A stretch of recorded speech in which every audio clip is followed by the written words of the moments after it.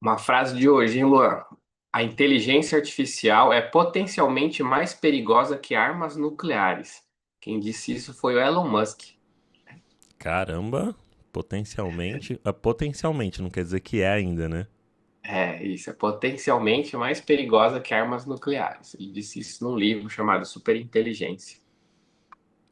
Olha. Então, É antigo é, esse livro? Não conheço esse livro, não. não, é um livro novo até. Deixa eu ver de quando que ele era, mas é um livro recente. E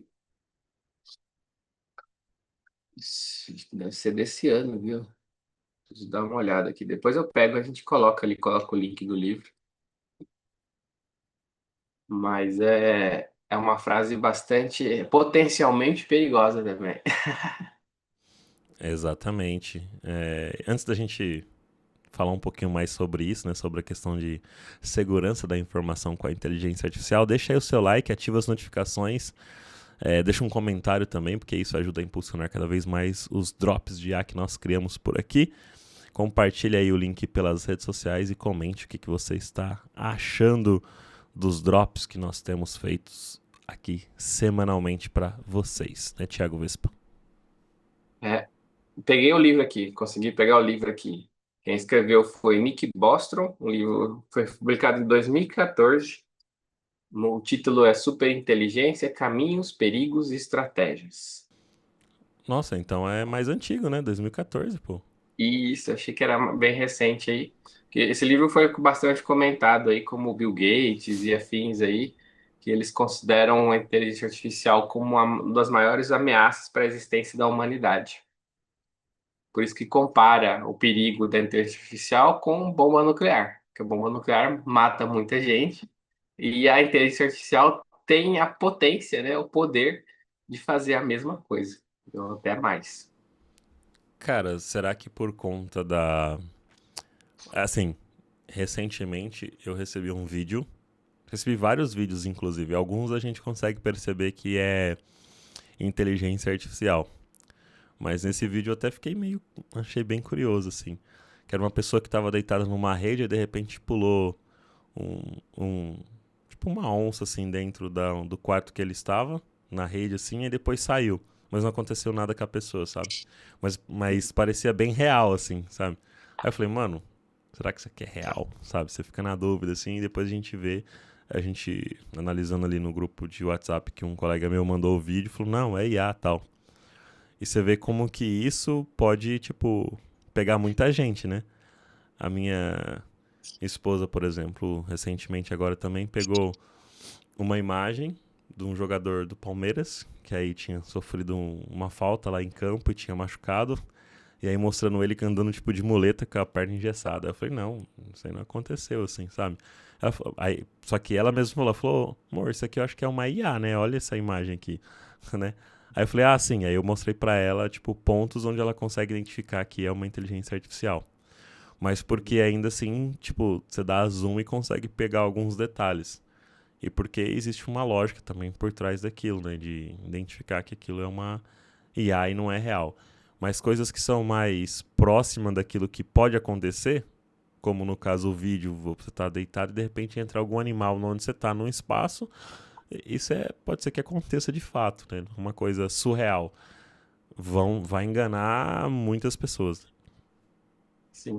Esse é um dos pontos, mas o livro ele não vai falar sobre muito bem sobre isso, né? O livro ele vai a ideia do livro, ele fala que ele imagina uma inteligência artificial que consiga superar a inteligência humana, e aí ele coloca, por isso que o título é Superinteligência, né?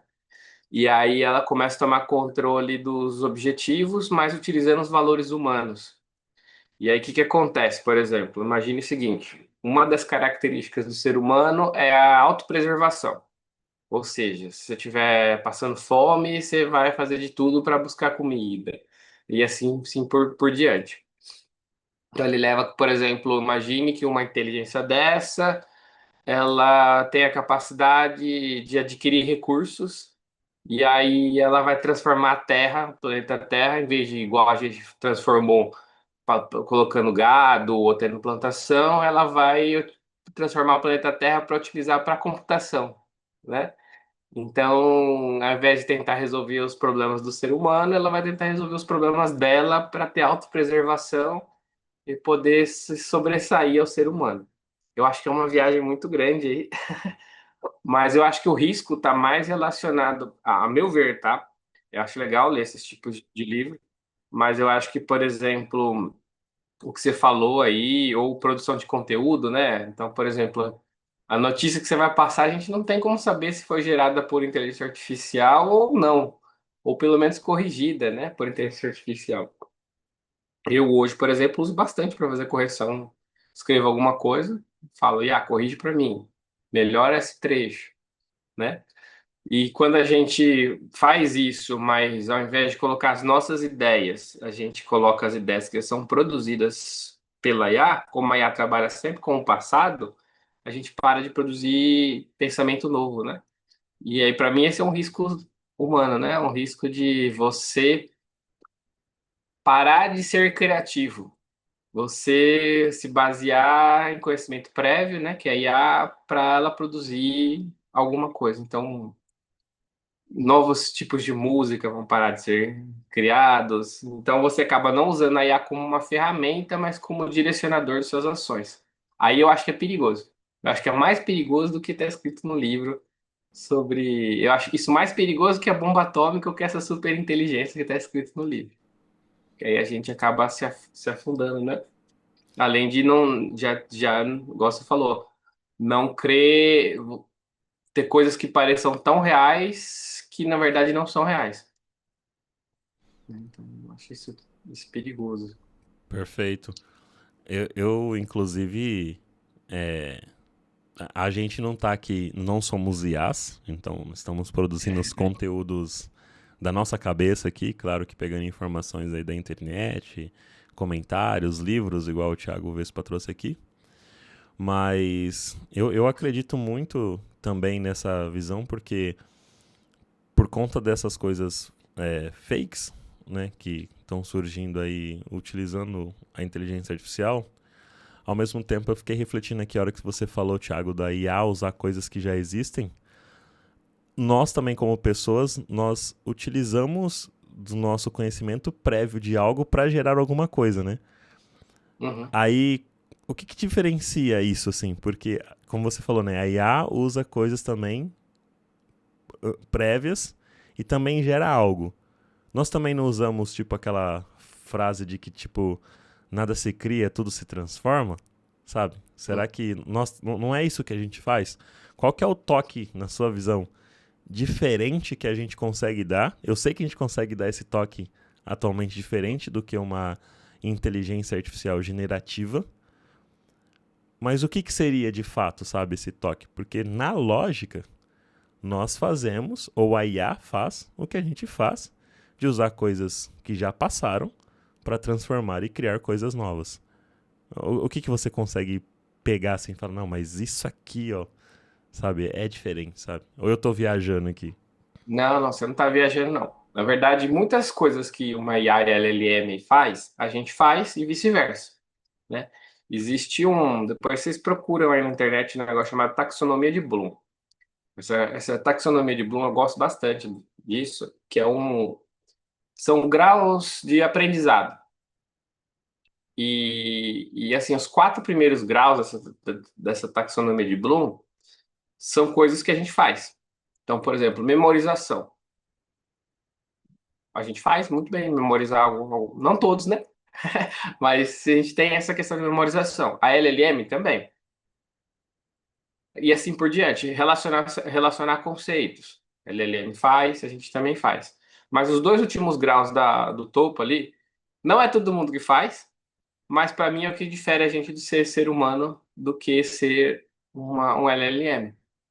Que a penúltima é pensamento crítico, né? Ou julgamento de informações. E a última é criatividade, que é a gente criar algo, mesmo com conhecimentos prévios, algo novo. Então, por que eu falo que a IA não faz? Porque o algoritmo da LLM, ele associa os textos que você está colocando ali e ver qual que é a próxima frase, ou qual é a próxima palavra, ou qual é o próximo token que está mais relacionado com isso. Então, ela sempre vai se basear em conteúdo antigo. Nós nem sempre se baseamos em conteúdo antigo. Às vezes a gente, do nada, dá um estalo e fala, vou fazer desse jeito, e algo que ninguém nunca fez. Por isso que hoje a gente tem, no caso da música, por exemplo, Bach, na hora que ele foi compor, ele pode ter se baseado em outras músicas antigas, mas ele falou assim: se eu fizer tal coisa, e se eu fazer outra coisa? Esse se eu, e isso a LLM não faz, esse é o diferencial. Por isso que eu falo que hoje o diferencial nosso em relação, se você não quer ser substituído por máquinas, são esses dois últimos da taxonomia de Bloom que eu acho que a LLM não vai conseguir fazer muito aí, que é o julgamento de informações e a questão de criatividade. São dois pontos ali que a gente tem que ter muito bem feito. Eu acho que é isso que é o que difere. Porque se uma LLM ela for julgar informações, ela vai se basear em julgamentos prévios. Se surgir algo novo, não dá.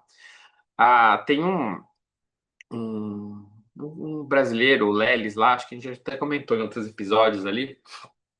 Ele fez um teste aí de esses carros que são autoguiados ali, né?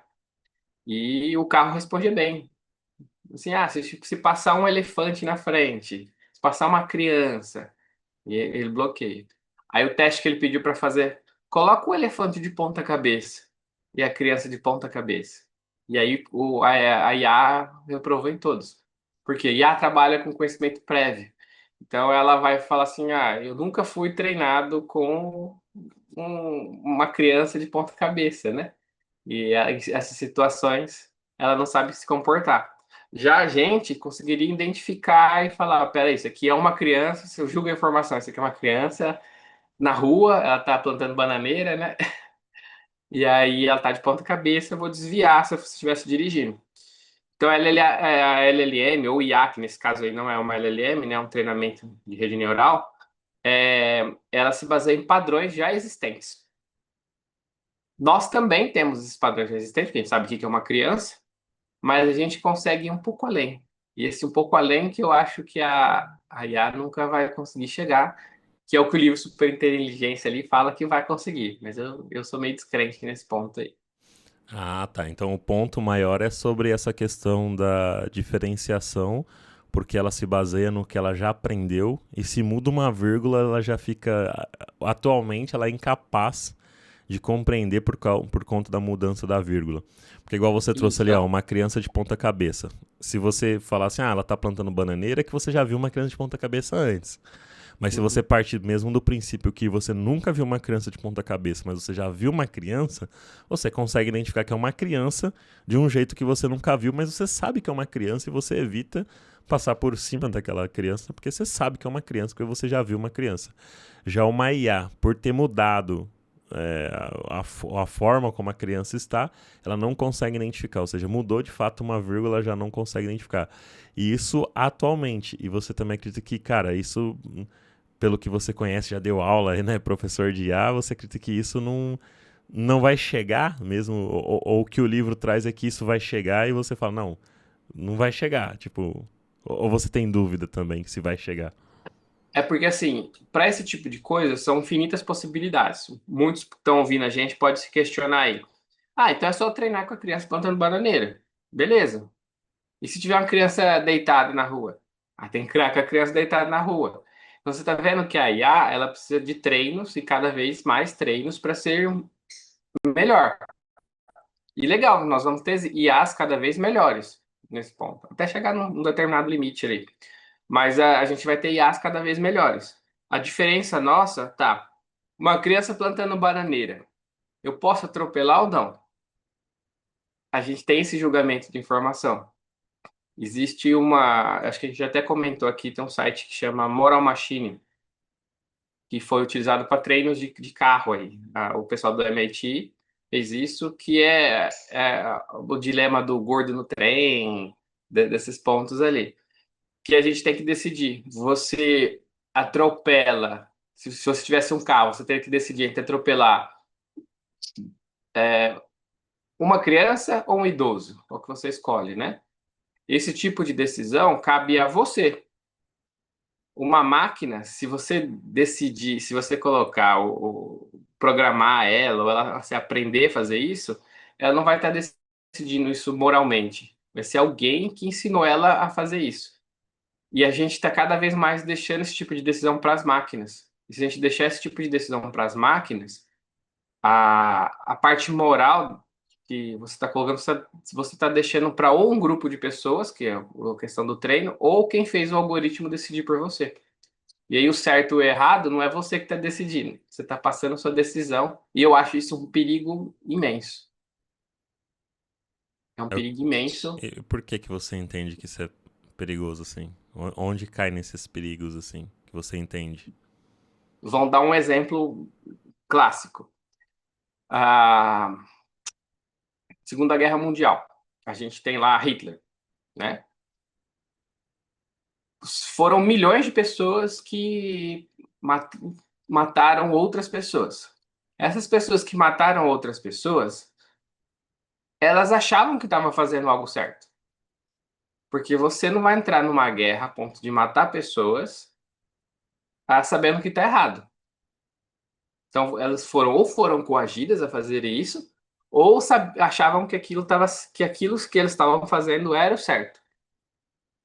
Então, você imagina aí, a, o exército de Hitler matando um monte de pessoas, ou o exército inimigo matando também um monte de pessoas, esse tipo de decisão de certo ou errado as pessoas estavam colocando em um determinado líder. A mesma coisa pode ser feita com a IA. Se a gente colocar as nossas decisões, a IA, para a IA decidir, a IA acaba sendo o nosso líder. Então, ela pode, por exemplo, questões de aborto. Alguém que faz o algoritmo do aborto pode falar que o aborto é certo, outro que fez o outro algoritmo pode falar que o aborto é errado.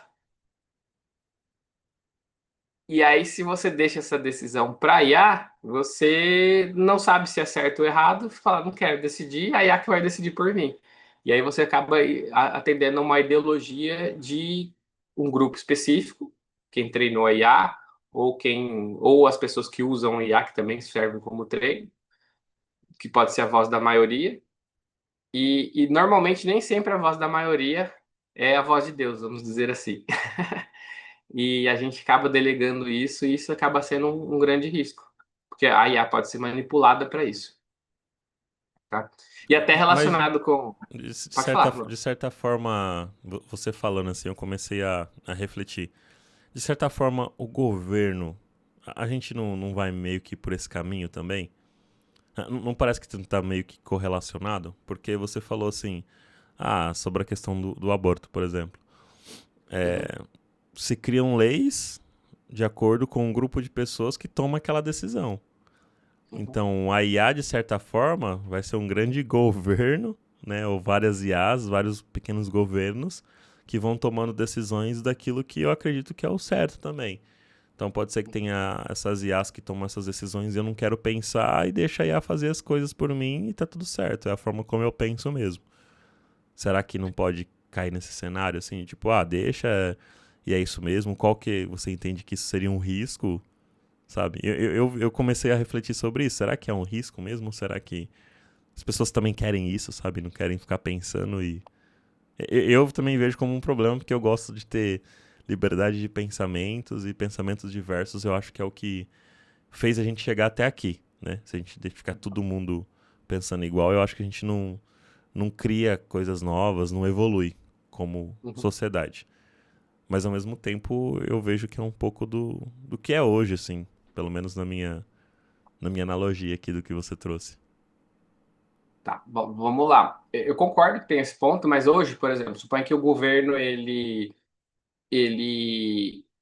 é, sei lá, a favor do aborto e você é contra, certo? Hoje você tem essa liberdade de falar, eu sou contra, né? O que eu falo que é o risco é quando as pessoas, sem perceber, acabam deixando essa decisão para IA, e aí você já não tem mais esse pensamento de ser contra ou a favor, entendeu? Aí e eu creio que é uma tendência. E qual que é o risco disso? A gente vai falar sobre segurança com IA, né? E existe um ataque que você pode fazer em IA que chama envenenamento de dados. Então a gente já viu que a IA ela aprende, né? Vamos dizer assim, existem, vamos dizer, pesos no modelo que à medida que as pessoas vão usando a IA, você vai conseguindo colocar se a IA é mais a favor disso ou mais a favor daquilo. Então pensa assim, você, sei lá, como eu falei, você é contra o aborto. E aí você descobre que tem uma IA que é a favor do aborto. Aí você é um cara mal intencionado, você faz um ataque de envenenamento de dados, você começa a colocar um monte de conteúdo que é contra o aborto e dando joinha. E várias pessoas fazendo isso, um grupo de pessoas fazendo isso. Os dados acabam sendo envenenados, e aí o que todo mundo pensava que era a favor do aborto começa a ficar contra o aborto porque você envenenou os dados. Então, esse tipo de ataque, esse tipo de problema pode levar à manipulação dos modelos e manipulação de resultados, né? E aí, com isso, pode manipular as pessoas que estão usando a IA. Até notícias. Eu lembro que a gente viu que tem notícias que são totalmente geradas por IA. Se tem alguém fazendo esse envenenamento de dados, com certeza vão ter notícias que são mais enviesadas por quem envenenou os dados. Por isso que você depender, você não usar o seu pensamento para poder validar se aquilo que a IA está fazendo é verdade ou não, é um risco muito grande. Cara, cada vez mais, então, você trazendo esse ponto, vamos precisar ter de fato um pensamento crítico bem aguçado e, e até pensando aqui, cara, será que voltaremos a ter que usar as fontes de dados, os livros de fatos que talvez sejam mais seguros com as informações mais corretas, né? Porque geralmente um livro ele tem uma curadoria maior de pessoas, editora e etc, para poder validar que se aquela informação é uma boa informação para ser publicada e para que as pessoas possam adquirir aquele tipo de conhecimento ali, né? Já a internet, qualquer um sai postando e é qualquer um mesmo, assim, né? Criação de conteúdo hoje não existe uma curadoria a não ser as próprias pessoas julgando se aquilo é bom ou não. Então tem um ponto aí. Não sei, fiquei refletindo aqui sobre isso que você trouxe, que talvez a gente volte a ter que consumir ou pegar a fonte de informações para poder ter esse pensamento crítico, né? Porque quando a gente fala em pensamento crítico, algumas pessoas veem que o pensamento crítico é só criticar. E na verdade o pensamento crítico é você criticar baseado em dados e informações que realmente existem ali para você poder discernir aquela outra informação que está sendo trazida para você. E para isso a gente precisa ter conhecimento prévio. Então a gente precisa estudar. A gente vai estudar com qual informação, qual vai ser a fonte, né, da informação que a gente vai estudar. Só a internet, só conteúdo que é produzido através dela para ser distribuída, ou de fato vamos voltar aí aos livros, né? Uhum. E isso cada vez vai ser mais necessário, viu, Luan? Porque assim, os livros, no passado, eles eram mais confiáveis. O cara, para fazer uma enciclopédia, ele gastava um tempão e pesquisando, e aí tinha editores e validavam, eram anos para fazer isso. Hoje os livros já são gerados tem livro sendo gerado por IA, né? Então é algo complicado. Eu não sei se nem dá para recorrer aos livros, mas eu acho que o grande ponto é você, quando você vê uma notícia, lê um conteúdo, vê algo do tipo, você tem que parar assim para pensar, essa informação faz sentido? Quem escreveu tinha um interesse por trás? Tem como eu validar isso? Então a gente tem que começar a ter esse pensamento crítico, ter esse tipo de perguntas para ver se faz sentido. E antigamente o pessoal até brincava, né? Tá na internet é verdade. Hoje agora estão falando, tá na IA é verdade. E tem muita gente que a gente até colocou algumas notícias, né? Lembra acho que de um casal que foi para algum lugar ali e colocou no chat GPT, ele falou que não precisava de visto para o lugar. Chegou lá, teve que voltar para trás. Não validou a informação, né? Vou procurar se precisa de visto no chat GPT. Não tem sentido. Você tem que chegar, procurar na embaixada e ver lá, ó, precisa. Que lá é a fonte original da informação. Então isso aí vai ser cada vez mais necessário, né?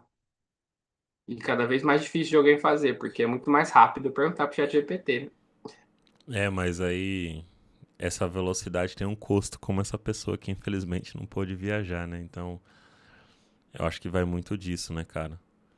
Pô, bacana, é uma reflexão muito boa que a gente teve hoje aqui.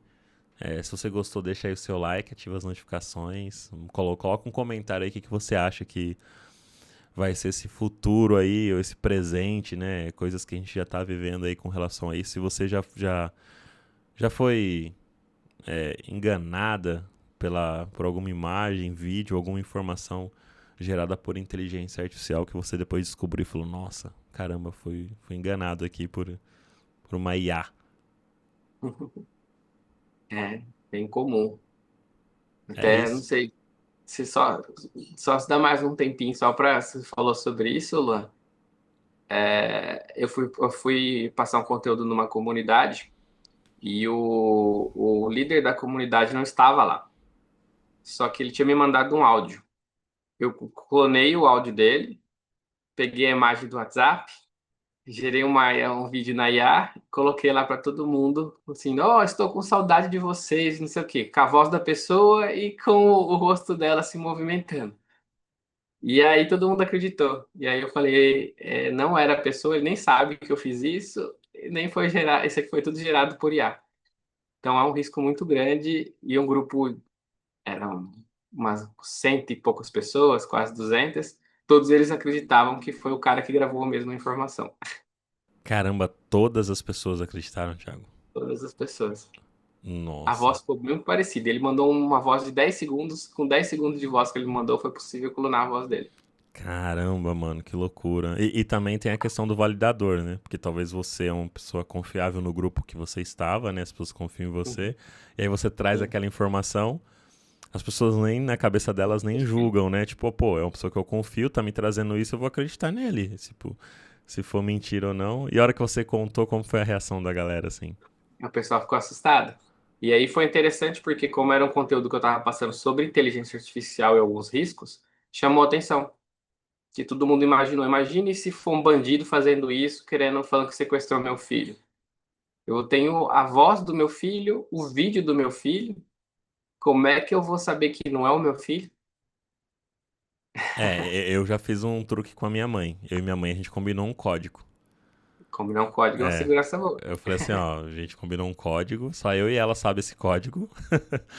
Eu falei, ó, se um dia falarem isso, só acredita se falar esse código. Se não falar esse código, é mentira, entendeu?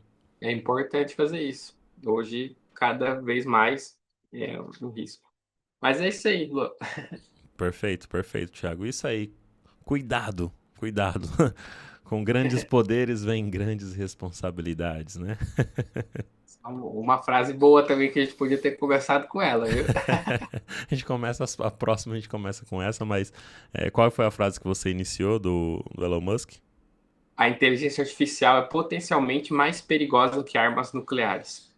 É, depois dessa discussão começa a talvez ter que concordar um pouquinho, assim, potencialmente isso é real. Sim, com Pode crer. certeza. Valeu, galera, obrigado e até o próximo Drops de A.